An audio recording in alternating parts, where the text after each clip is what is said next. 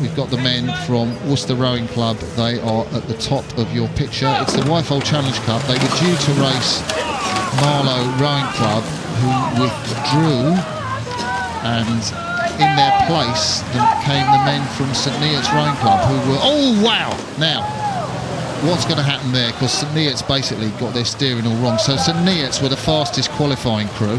Sarah Winklis, is that? Who's that? That's not Sarah, is that? Who's that umpiring that race?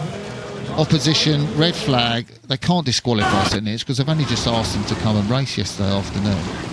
Back it down on the start. I mean, it was St Neots' problem. How did you see that, Jess? Yeah, I think they just skewed across. As I was saying before, it's hard with no boys and they've got Cox's boat.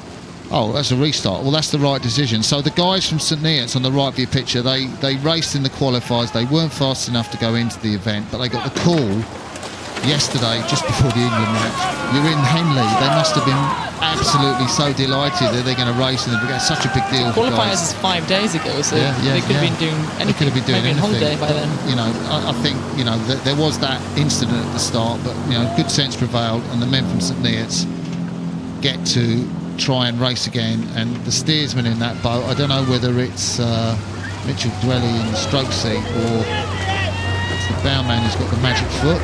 I don't know, but they will have their day in the sun, because I think they've led a race at Henley. At least they can say that. They're up a third of the length at the end of the island. I don't think they're going to stay up though. I think the guys from Worcester Rowing Club might just have something to say. But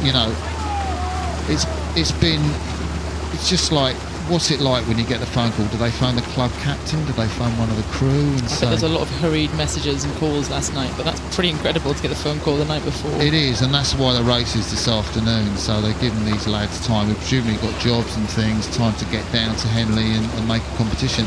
And they are even moving slightly away. Move out to half a length. These Worcester boys are going to probably be a bit angry moving the boat. Right. Race the end of the day, and then they've had a clash, so there's a few things to overcome mentally just to keep calm in that situation.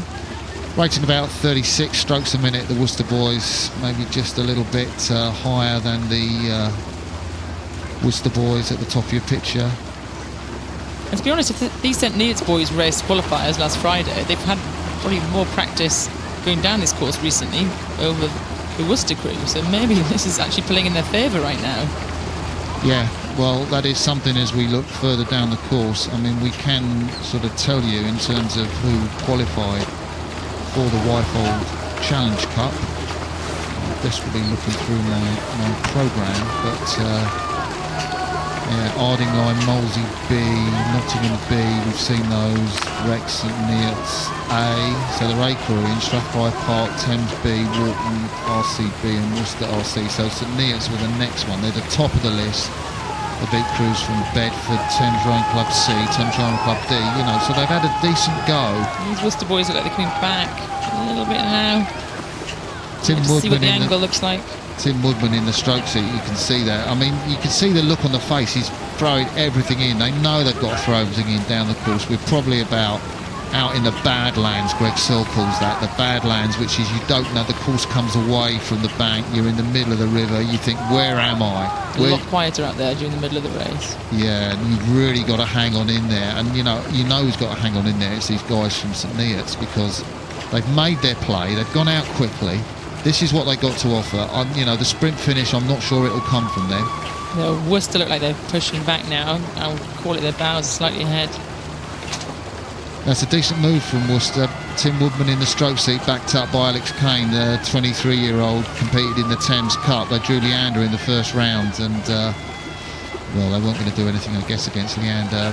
Will Fraser, the 20-year-old, and he rode at Henley last year, as did Richard Race's first time at Henley, the 24-year-old. So, bit of experience in the crew, and that'll serve them well. But it's a cracking, great cracking race. race. I think St Neots is still ahead, actually. Probably about a canvas ahead. You've just got to hold your head. Be calm when you're that crew behind. If you're confident you're going to sprint for that line better than this crew next to you. But I tell you what, the Worcester boys look like they're sprinting already. So if St Neots can keep calm and they've got some some beans left. I like the look of Alex Cairns, a 23-year-old. He's very solid in the free seat, anchoring that boat. I mean, if they're going to come through Worcester, it'll be his poise and power that will take them through. The look of agony on Tim Woolton's face wouldn't fill me with confidence if I was a Worcester sort of coach, but maybe that's how he always looked. But there you see their opponents from St Neots, Mitchell Dwelly in the stroke seat. I don't have his first name for you, wish I did. FM, his initials, that's all you get in the Henley programme. But he's had his head down, he's not looked up, and that's been the whole 2K course. So that'll be how he races, Jess. Yeah, these crews are very evenly matched on weight. There's only a couple of kilos in it, so I think we're seeing this in the race down the course. Absolutely. We're still going to have a little look across now, see if they've got anything in the bank to wind in these last few hundred metres. I still reckon Worcester are going to do this. That's Fiona Dennis, the umpire, whose name I couldn't get, who had a re-row in that race. And thank you, Fiona, for that decision to re-row, because you're serving us up with a great race. I mean, you know, pays your money, it takes your choice. You know, who's your favourites? The guys from the qualifiers on the left of your picture in blue, St Neots got the phone call yesterday, come and race a Henley, boys, you're in the big time. Or the men from Worcester, Wyfold Challenge Cup, 2 of them from the 8 that drew Leander in the first round, got blown away. This is their big day, and they are coming back, edging back. They really are. I think Worcester are going to take it. Who's got something left? Who's going to hold their nerve here? Who's going to have a sprint to the line?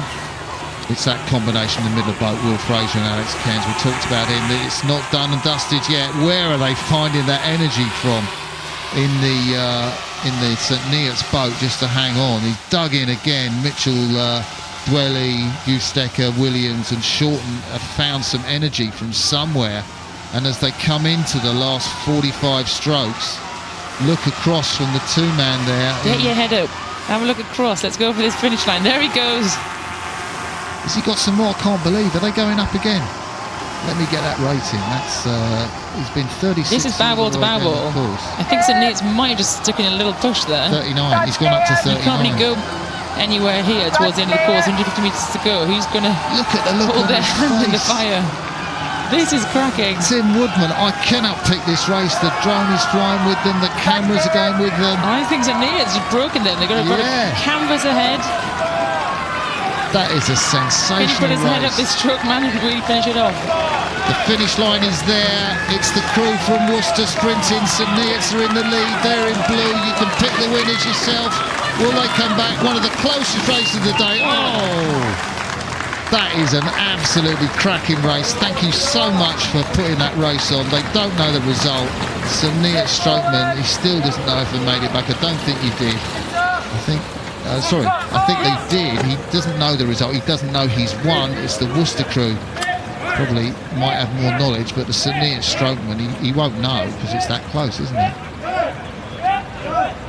Look at that. What's that distance? Oh, a couple of feet? Yeah, if that. I mean, we can hear the groans from our commentary box because they're basically hanging out the side of the boat right next to us. Fiona Dennis raises the white flag. They've just found out they've won. Hands in the air. St Neots boys. It's a lovely shot. Shorten in the bows. NJ Shorten from St Neots Rowing Club, and he raises his arms. They look absolutely destroyed. There you see the arms go up.